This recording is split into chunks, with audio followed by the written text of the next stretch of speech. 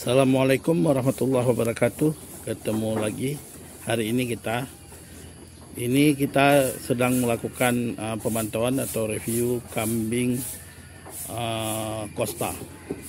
Jadi Bapak Ibu para peserta semua penonton, ini adalah kambing Costa. Ini kalau kita lihat sekilas mirip seperti kambing kacang, tapi dia punya ciri khusus, ada garis kuning atau putih itu di seputaran lingkaran tanduk, kemudian di muka, kita perhatikan, kemudian juga di pahanya, ini khas sama semua, seragam dia.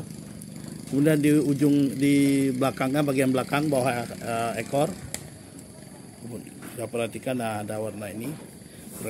Ini kambing khas plasma nutfah Indonesia. Ini asalnya dari Banten.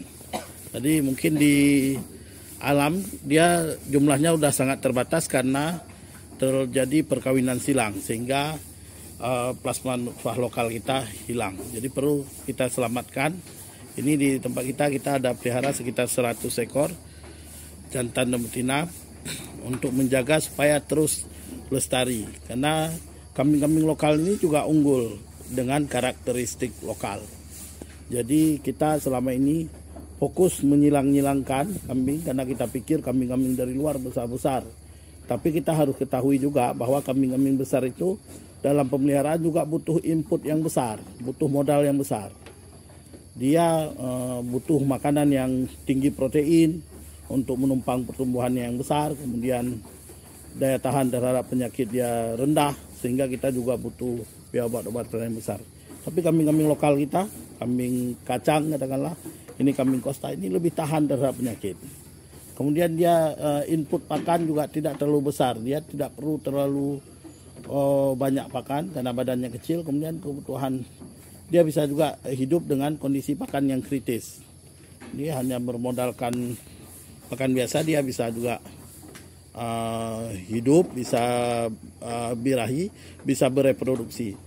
Jangan berharap kambing bur, kambing-kambing etawah yang berasal dari luar itu dengan kondisi gizi yang buruk itu bisa birahi, apalagi bisa bunting. Ini akan sulit kita capai.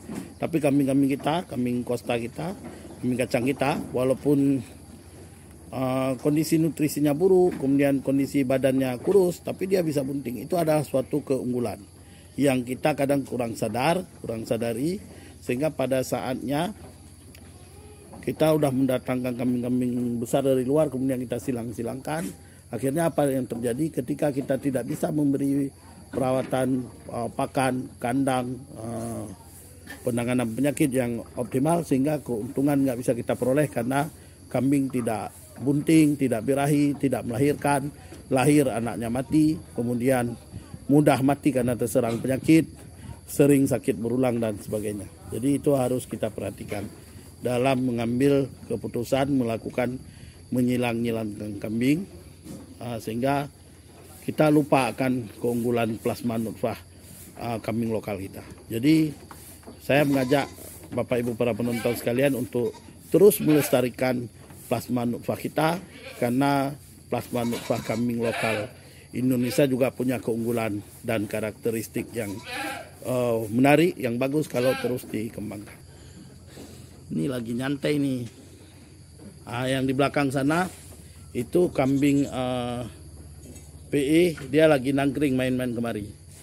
Ini nggak boleh terus kita biarkan bareng sampai dewasa.